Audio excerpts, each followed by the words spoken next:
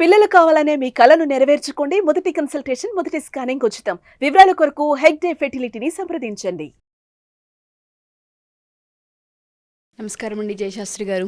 నమస్కారం అమ్మ. అమావాస్య, అందులోనూ సోమవతి అమావాస్య. ఈ అమావాస్యకి చాలా ప్రత్యేకత ఉంటుందని చెప్తూ ఉంటుంటారు. ప్రతి అమావాస్య కొంత పానిక్ గాను, లేదంటే ఈ పనులు చేయొద్దని మనం చెప్తూ ఉంటుంటాం. ఈ అమావాస్య కనుక మనం చూసుకుంటే రాసుల వారీగా ఎవరెవరు ఏం చేయకూడదు అంటారు, అండ్ ఈ అమావాస్యకి ప్రత్యేకించి ఏ పూజ చేస్తే మంచిది అంటారు?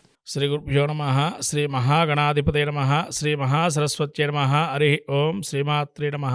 సోమవతి అమావాస్య రాబోయేటువంటి అమావాస్య మనకు మార్గశిర అమావాస్య. ఈ యొక్క అమావాస్య రోజున సోమవారంతో కూడుకున్నది కాబట్టి సోమవతి అమావాస్య అంటారు. దీన్ని ముఖ్యంగా మూలా నక్షత్రయుక్తంగా మనకు ఈసారి వచ్చింది.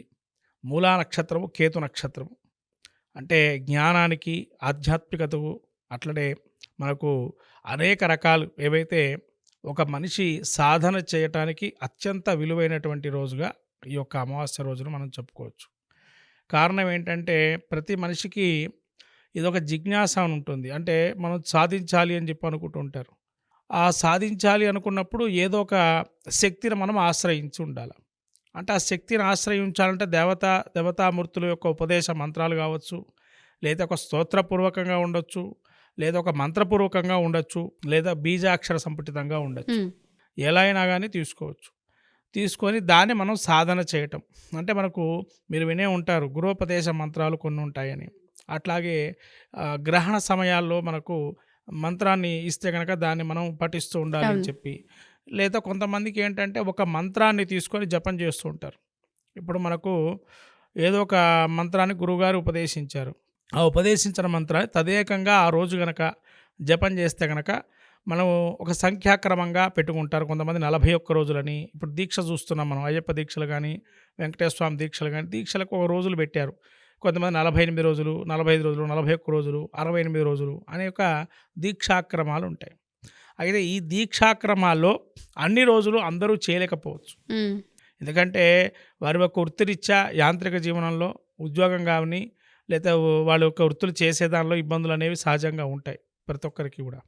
కాబట్టి మనం ఈ యొక్క అమావాస్యలో మనం చేయాల్సినటువంటి కృతం ఏంటంటే, ఎవరైనా కానీ ఏదో ఒక స్తోత్రాన్ని తదేకంగా మనం స్మరణ చేసినా, స్తోత్రం చేసినా, పఠన చేసినా ఇన్నిసార్లు క్రమం పెట్టుకొని ఖచ్చితంగా ఫలితం అనేది ఉంటుంది. కారణం ఏమిటి అంటే కొన్ని నక్షత్రాలు మనకు సిద్ధింపయోగించే నక్షత్రాలు.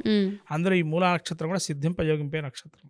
అంటే మూలా నక్షత్రం ఏంటంటే కేతు నక్షత్రం కదండి, ఇది ఛాయాగ్రహ నక్షత్రం కదా అధిపతి అని. అంటే మనకు ముఖ్యంగా మూలమంత్ర అనుష్ఠానాలు కానీ ఇవన్నీ కూడా ఈ యొక్క నక్షత్రాదులు కొన్ని ఉన్నాయి. ఆ నక్షత్రాలు ఉపదేశించమన్నారు, లేదా ఆ నక్షత్రాలు జపం చేయమన్నారు. అట్లాగే ఇక్కడ కూడా ఈ కేతు నక్షత్రం జ్ఞానాన్ని ఇస్తుందని చెప్పన్నాను. ఆధ్యాత్మికత, భావాన్ని, జ్ఞానాన్ని పెంపొందించేటు, అందుకనే జ్ఞానకారకుడు అని చెప్పి మనకు చెప్తూ ఉంటారు కేతువుని. కాబట్టి ఎవరైనా కూడా ఒక మంత్రాన్ని తీసుకొని సూర్యోదయాన్ని పూర్వం కానీ, సూర్యోదయ తర్వాత కానీ మొదలు పెట్టుకొని అట్లా సూర్యాస్తమయం వరకు తదేకంగా అదే జపం చేస్తూ ధ్యానం చేస్తుంటే కనుక ఖచ్చితంగా సిద్ధిస్తుంది. సో దీనికి రాసుల వారితో, నక్షత్ర వాళ్ళతో పని లేదు. ఎవరైనా సరే కోరిక ఏదైతే ఉంటుందో దాన్ని సంకల్ప రూపంలో కనుక తీసుకొని మనన చేస్తూ మంత్రాన్ని పఠిస్తే సిద్ధిస్తుంది అంటారు. ఎవరు ఎక్కడికి వెళ్లకుండా చేసుకోవాల్సినటువంటి మంత్రాన్ని చేసుకోవచ్చు. ఎందుకంటే అందరికీ ఎక్కడికి వెళ్ళాలన్నా చేయాలన్నా శక్తి ఉండాలి. అందరూ శక్తి ఉండదు. ఇంట్లో మనం కూర్చునే అవకాశం ఏ విధంగా ఉంటుందంటే ఇట్లా చేసుకోవటం వల్ల తదేకంగా ధ్యానం చేస్తూ మంత్రాన్ని జపం చేస్తూ ఉంటే కనుక ఖచ్చితంగా మనకు సిద్ధింపు అనేది వస్తుంది తదేకం చేయటం. అయితే ఈ అమావాస్యతో కూడుకున్నటువంటి దాన్ని ఏదైతే అంటారో సోమవారం రోజు నదీ స్నానం కానీ, సముద్ర స్నానం కానీ, జపము, దానము, వ్రతము అమోఘమైన ఫలితాన్ని ఇస్తుంది. అయితే అభిషేకము ఇట్లాంటివన్నీ కూడా అమోఘ ఫలితాలు ఇస్తాయి. హోమం కానీ. మరి ఈ యొక్క మూలా నక్షత్రం రోజు మనం సోమవతి అమావాస్య కదా, స్నానం చేయడానికి ఎవరైనా శక్తి ఉన్నవాళ్ళు నదీ స్నానం, సముద్ర స్నానం వెళ్ళొచ్చు. అందరికీ శక్తి లేని వారు చెప్పలేం కాబట్టి నదీ స్నానం చేసుకోవచ్చు. నదీ స్నానంతో వ్రత నియమం అంటే ఇప్పుడు మనం చెప్పాం కదా, ఒకటే నియమంగా పెట్టుకొని జపం సాధన చేయటం, అదొకటి చేసుకోవచ్చు. తర్వాత ధ్యానము అంటే ఒక మంత్ర బీజాక్షరాన్ని పట్టుకొని ఇక వాళ్ళు అదే తదంగా చేయటం. తర్వాత వ్రతం అంటే ఏంటండి ఇక్కడ అంటే దీనిలో 2 రకాల వ్రతాలు ఉన్నాయి. ఒకటి ఏంటంటే హోమం చేసుకునే వ్రతం కొన్ని ఉంటాయి, కొన్ని ఏమో మామూలుగా మనం ఉపవాస దీక్షగా ఉండేవి కొన్ని ఉంటాయి. ఇవి కాకుండా పితృదేవతానుగ్రహానికి చేసే యజ్ఞాలు కొన్ని ఉంటాయి. అంటే పితృయజ్ఞం కూడా చేయొచ్చు. దానికి సంబంధించిన క్రతువు కూడా ఏదన్నా శ్రాద్ధ కర్మలు కానీ చేస్తే కూడా మనకు అపూర్వ ఫలితం వస్తుంది. ఈ సోమవతి అమావాస్య ముఖ్యంగా రోగగ్రస్తులు, ఎవరైతే అనారోగ్యంతో ఉంటుంటారో. మనకు సోమవతి అంటే ఏంటంటే సోముడు అంటే చంద్రుడు. చంద్రుడు తన యొక్క క్షయవ్యాధిని పోగొట్టుకోవడానికి ఈ యొక్క వ్రతాన్ని ఆచరించాడని చెప్పి మనకు చెప్తూ ఉంది. శాస్త్రం కావచ్చు, పురాణంలో ఉండవచ్చు. ఇది పురాణంలో మనకు స్కాంద పురాణంలో తెలపబడింది. సోముడు గురించి చెప్పబడింది. అప్పుడు స్కాంద పురాణంలో సోముడు గురించి ఏం చెప్పారు అని అంటే, ఆయన వ్యాధిగ్రస్తుడైనప్పుడు ఈ వ్యాధిని నయం చేసుకోవటానికి శివుడిని ఆరాధన చేశారు. తద్వారా తన యొక్క వ్యాధిని పోగొట్టుకున్నాడు. అంటే పూర్తిగా పోలేదు, ఎందుకంటే ప్రజాపతి శాపం అది. ప్రజాపతి శాపాన్ని పూర్తిగా పోగొట్టుకోలేదు కాబట్టి దాని యొక్క శాపాన్ని శివుడు ఏం చేశాడంటే 16 రోజులు ఒక కళతో, ఇంకొక 15 రోజులు క్షీణ కళతో ఉండమన్నాడు.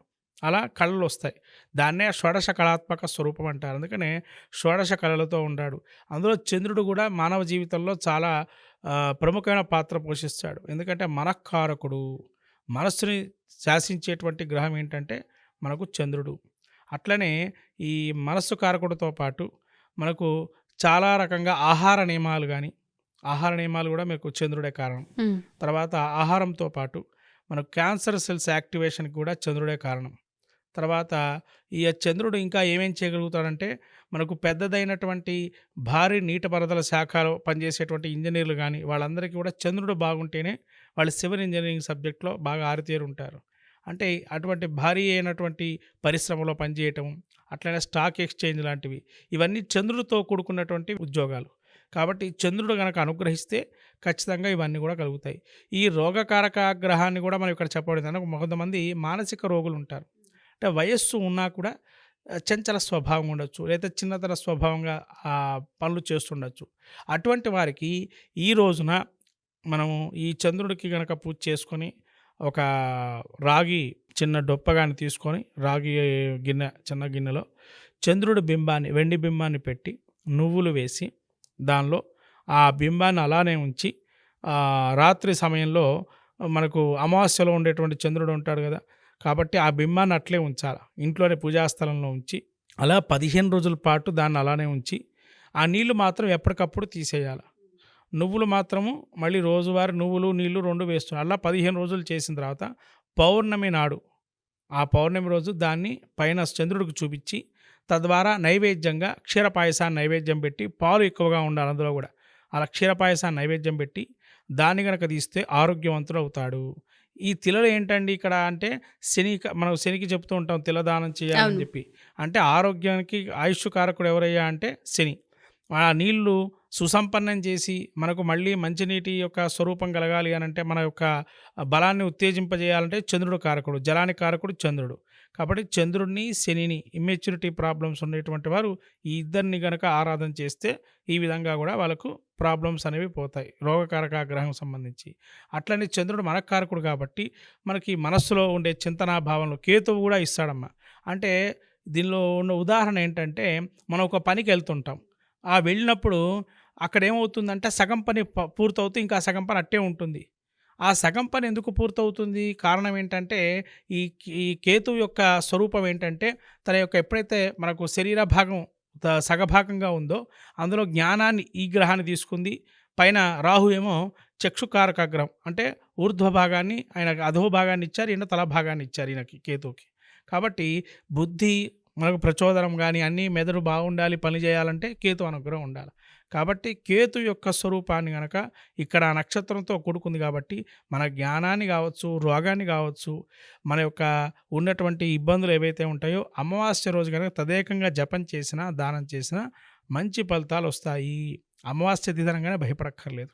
ఇటువంటి మంచి సాధనకు కూడా మంచి ఫలితాలు ఇస్తాయి. సూర్యగ్రహణం రోజు కానీ హోమాలు చేసుకోమని మనకు చెప్తూనే ఉన్నాయి కొన్ని గ్రంథాలు. కానీ మన వాళ్ళు ఏంటంటే భయపడతారు. హోమం అసలు గ్రహణం అప్పుడు చేయకూడదు అంటారు, కానీ గ్రహణ సమయం రోజున హోమం చేస్తే చాలా విశేష ఫలితం ఉంటుంది. కాబట్టి అది అందరూ కూడా గ్రహించి ఈ రాబోయేటువంటి సోమవతి అమావాస్య రోజు మంత్ర సాధనగా శ్లోకపూర్వకంగాని ధ్యానపూర్వకంగాని చేస్తే, నదీ స్నానం చేసి మీ శక్తి కొల దానం చేసిన సంపూర్ణమైన అనుగ్రహం కలుగుతుంది ద్వాదశ రాశులు అందరూ కూడా. Thank you for the information అండి. ఎందుకంటే చాలామంది అమావాస్య అనగానే పానిక్ అవుతుంటుంటారు. అటువంటి వారందరికీ కూడా శని దోషాలున్నా లేదంటే శని ప్రభావం ఉన్నా వాటి నుంచి బయటపడాలంటే ఒక మంచి పరిహారం అనొచ్చు. ఆ విధంగా మీరు చెప్పడం జరిగింది. థ్యాంక్ యూ గురువు గారు. Thank you so much.